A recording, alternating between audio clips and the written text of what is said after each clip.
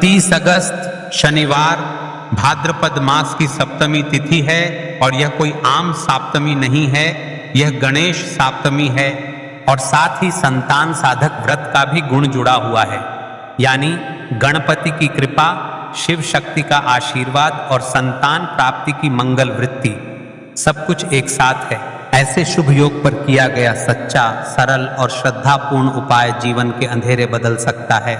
आइए विस्तार से समझते हैं क्यों यह दिन इतना महत्व रखता है, कौन कौन सी सामग्री लेनी चाहिए, इन सामग्रियों का अर्थ क्या है, अच्छी कथा, विशेष राशियां और छोटे छोटे नियम तथा सावधानियां देखिए महाराज। किसी भी उपाय का सही फल तभी मिलता है जब समय, तिथि, वातावरण अनुकूल हो।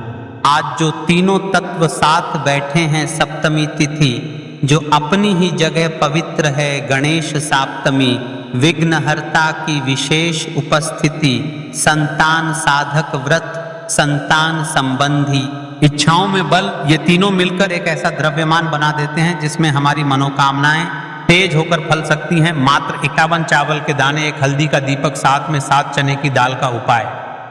इस विशेष पावन पर्व पर आपका घर का कोई भी एक व्यक्ति, कोई एक ऐसी माता बहन शिव मंदिर में इस उपाय को करती है तो पूरे घर परिवार में चल रही परेशानियां भी समाप्त होगी और मनोकामना भी पूर्ण होगी। महाराज जी, जो मनोकामना बड़े बड़े पूजा पाठ अनुष्ठान से पूर्ण नहीं होती, केवल वह इस उपाय को करने से पूर्ण हो जाती है। मात्र 51 चावल के दाने, अक्षत पूरे टूटे नहीं होने चाहिए, एक हल्दी का दीपक, हल्दी से बना छोटा दीपक या हल्दी के ऊपर तेल घी लगाया गया दीपक, 7 चने की दाल, एक छोटा पत्ता या दूर्वा को अर्पित करने के लिए। देखिए महाराज जी, अब हम आपको बता देते हैं उपाय के मुख्य रहस्य, जैसे कि किस उपाय को करने से क्या होगा।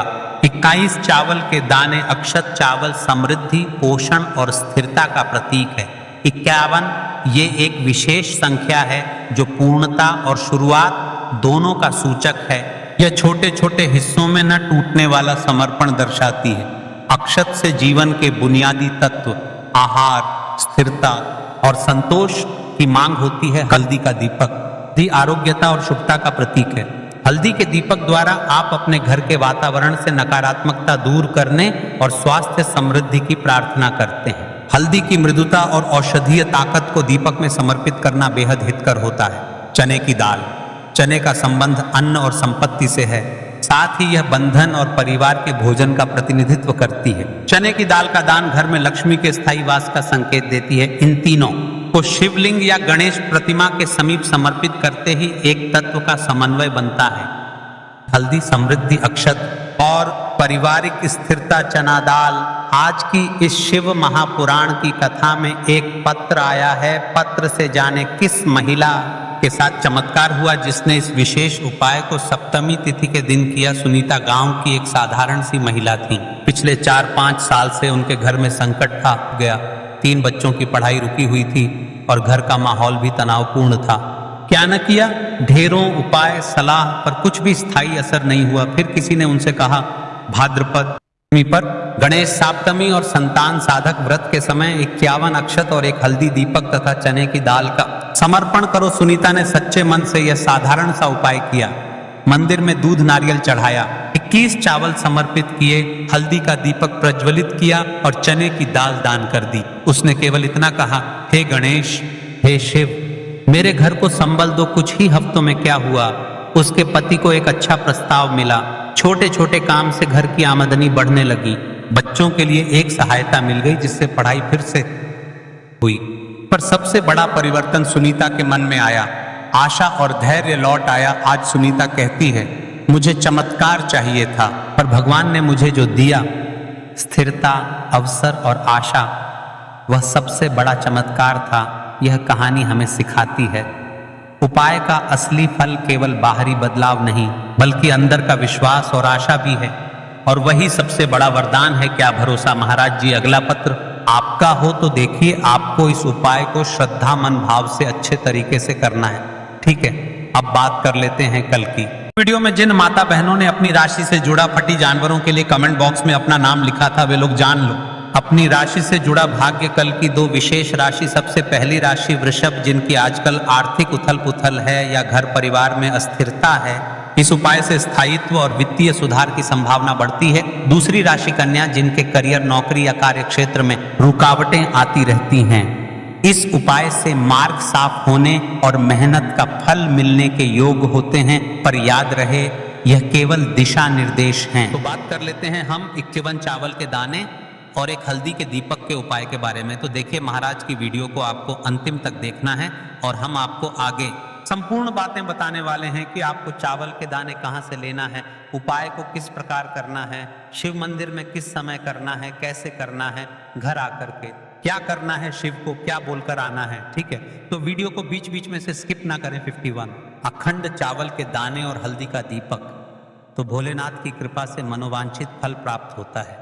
आज मैं को हर छोटे छोटे चरण को विस्तार से समझाऊंगा। कई सारी माता बहनें उपाय को बहुत जल्दी करती है और फिर कहती है शिव हमसे प्रसन्न नहीं होते। सबसे पहले मन को शांत कर लो। सुबह हो तो नित्य स्नान करके स्वच्छ वस्त्र पहन लो। यदि प्रदोष काल में कर रहे हो तो भी साफ सुथरे कपड़े पहनो। मन में सच्ची श्रद्धा और विश्वास हो, यही सबसे बड़ा साधन है। आत्मा में अहंकार या जलन न रखो। उपाय केवल शिव मंदिर में किया जाना अनिवार्य है, घर में नहीं।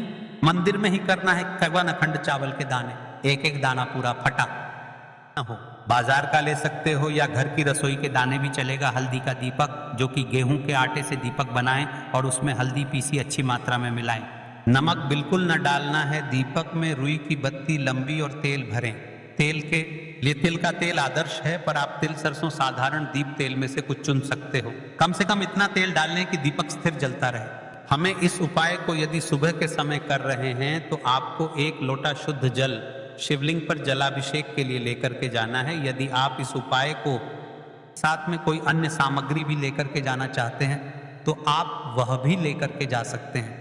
ठीक है, जैसे कि फूल, कुछ ताजा पुष्प, 1-2 पुष्प मंदिर के लिए और एक पुष्प घर ले जाकर रखने के लिए। यदि आप इस उपाय को करने के पश्चात शिव जी की शिवलिंग पर पुष्प समर्पित करना चाहते हैं, अष्टगंध समर्पित करना चाहते हैं, बेलपत्र, तो आप ये अन्य सामग्री भी समर्पित कर सकते हैं। लेकिन हमें सबसे पहले उपाय करना है। उसके पश्चात अब देखिए महाराज जी, आपको एकदम शुद्ध अच्छे से अखंड एक छोटी सी पोटरी कागज है जिनमें 51 चावल के दाने बांध कर रख लीजिए।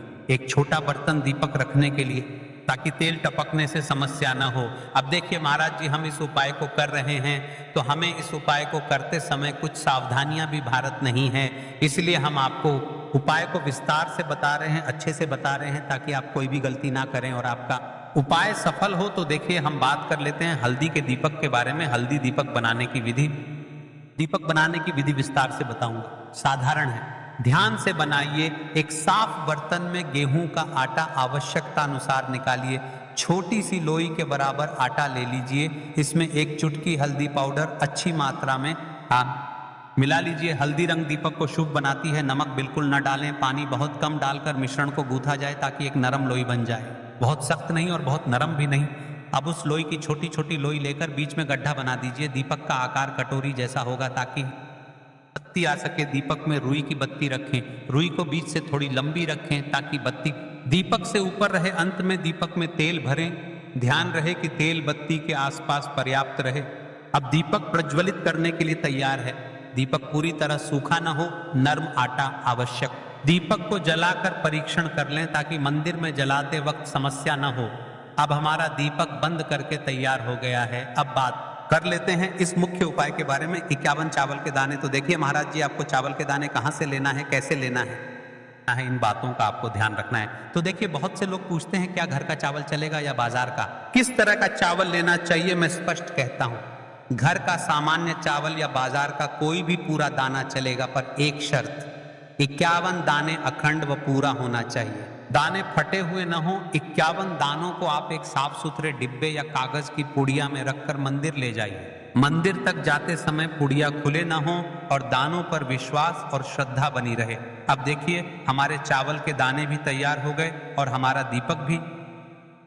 अब बात कर लेते हैं कि इस उपाय को करने का सबसे उत्तम समय कौन सा है। मैंने किस समय हमें इस उपाय को करना है, प्रदोष काल का समय या सुबह का समय। देखिए महाराज जी, जैसा कई भक्त पूछते हैं कब किया जाए, मैं 2 विशेष समय बताता हूं। सुबह का समय उत्तम प्रातः 7 बजे से 10 बजे तक, इससे दिन का मंगलप्रद आरंभ होता है। यदि सुबह 7 बजे तक जाना संभव नहीं तो 12 बजे से पहले भी कर सकते हैं। अब बात कर लेते हैं महाराज जी प्रदोष काल के समय की। कई सारी मात्रा बहाने सुबह के समय नहीं है, तो सबसे उत्तम समय प्रदोष काल का समय भी है, जो शिव जी को अत्यंत प्रिय है। प्रदोष काल सायंकाल 5 बजे से 6 बजे के बीच ये समय बहुत ही पुण्यकारी माना जाता है। यदि आवश्यकता हो तो 7 बजे तक भी किया जा सकता है। आप जिस भी समय जाओगे ठीक ठाक उसी समय श्रद्धा भाव से करिए। देखिए महाराज जी, अब हमारी इस उपाय की सामग्री भी तैयार हो गई है और हमने आपको समय भी बता दिया है। तो देखिए, एक मुख्य बात, यदि आप को सुबह के समय कर रहे हैं तो महाराज जी सुबह के समय तो शिव जी की शिवलिंग पर सबसे पहले एक लोटा जल चढ़ेगा, फिर उसके पश्चात आपको इस उपाय को करना है। और यदि प्रदोष काल के समय कर रहे हैं तो आपको एक साधारण दीपक प्रज्वलित करना है, फिर उसके पश्चात आपको उपाय करना है। ठीक है। और हाँ, एक विशेष और मुख्य बात कही, सारी मेरी अन्य माताएं बहनें रहती हैं जो शिव मंदिर जाते से ही दूसरी अन्य माता बहनों से सामग्री मांगने लगते हैं, जैसे कि जी आज आपने एक बेलपत्र लाए हो तो मुझे, जी आपके पास तो बहुत सारे फूल दिख रहे हैं, एक फूल दे दो मुझे। आपको शिव मंदिर में जाकर के इस प्रकार से नहीं करना है। ठीक है, केवल अपने जो अपनी सामग्री लेकर गए हैं उसी से उपाय करना है। अपने गांव के आसपास में जो भी शिव मंदिर हो, जो भी शिवालय हो, वहां पर पहुंच जाइए। शिव जी की शिवलिंग के पास में एक ऐसे स्थान पर बैठ जाइए जहां पर आप अपना उपाय पूर्ण रूप से कर ले और किसी अन्य माता बहनों को दिक्कत या परेशानी ना आए। और आपको उपाय करते समय, ठीक है, कई सारे लोग प्रश्न करते हैं कि सबसे पहले चावल का दाना शिव जी की शिवलिंग पर कहाँ समर्पित करना है। तो देखिए, अभी गणेश जी का समय चल रहा है, तो आपको सबसे पहले गणेश को श्रद्धा से अर्पण, सबसे पहला चावल का दाना गणेश जी के स्थान पर अर्पित कीजिए। मन मन में अपनी मनोकामना शांत भाव से कहिए, छोटा सा मनन, हे विघ्नहर्ता, मेरी मनोकामना के मार्ग को सुगम कर दीजिए। आप गणेश मंत्र 3 बार जप सकते हैं। ओम गम गणपतये नमः। शिवलिंग पर जलाभिषेक, शुद्ध जल का लोटा निकालिए और शिवलिंग पर धीरे धीरे जल चढ़ाइए। जल चढ़ाते समय मन में बार बार एयूएम नमः शिवाय का उच्चारण करें। यह सबसे मुख्य मंत्र है। आप मन में 11 बार, 21 बार या 108 बार जप कर सकते हैं, परंतु यदि समय कम हो तो कम से कम 11 बार अवश्य जपें। जलाभिषेक के साथ ही विनम्रता से कहिए, हे भोलेनाथ, मेरी मनोकामनाओं को पूर्ण कर दो, जीवन के कष्टों को दूर कर दो। अब बात कर लेते हैं हल्दी के दीपक के उपाय के बारे में। इस उपाय को भी आपके साथ में ही करना है। हल्दी दीपक फलित और आरती। अब अपना हल्दी दीपक निकालिए और उसमें आग लगाइए।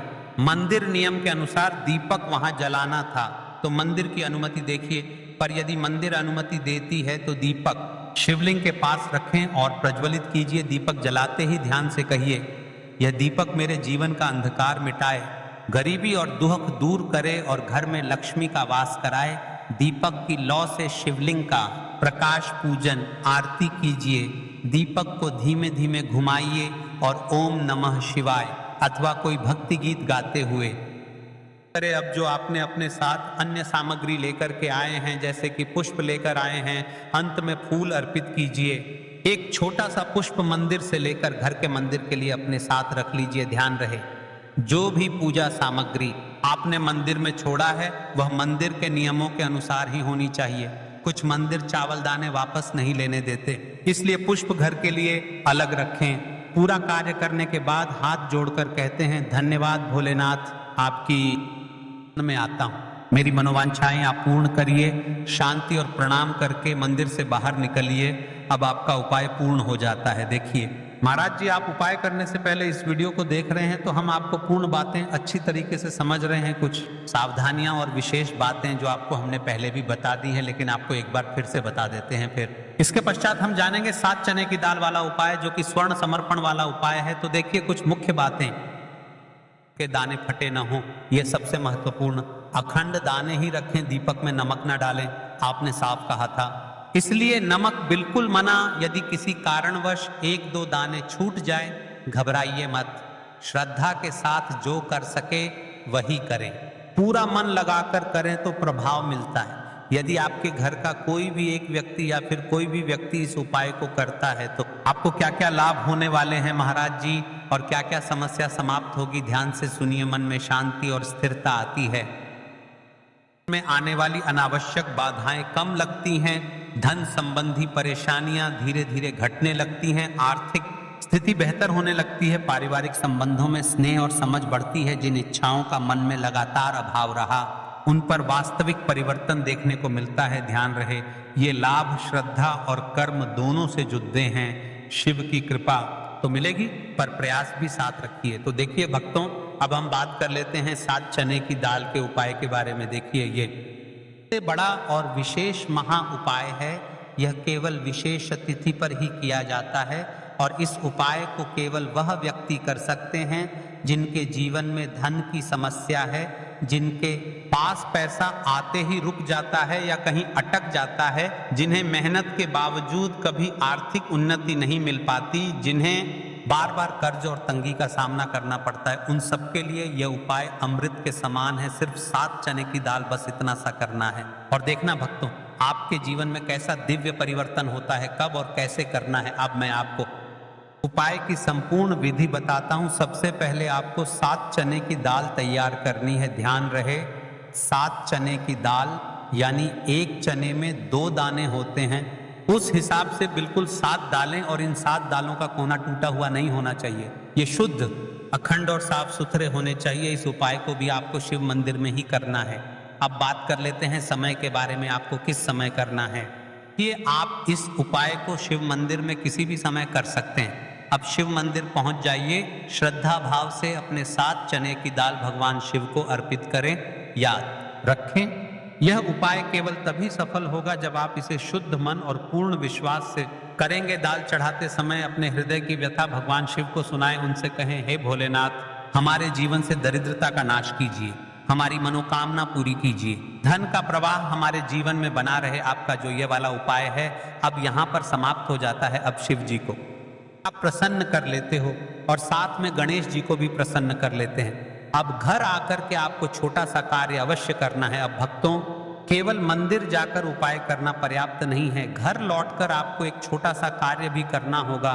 घर में जो भी आपका शिवलिंग है, पिंडी है, या फिर यदि शिवलिंग नहीं है तो आपका छोटा सा मंदिर है, वहां पर जाकर भी आपको जल चढ़ाना है और भगवान को प्रणाम करना है। साथ ही घर के मुख्य द्वार पर एक दीपक प्रज्वलित करना है। यही दीपक आपके घर की लक्ष्मी को स्थिर करता है और को बाहर निकाल देता है। आऊं त्र्यंबकम यजाम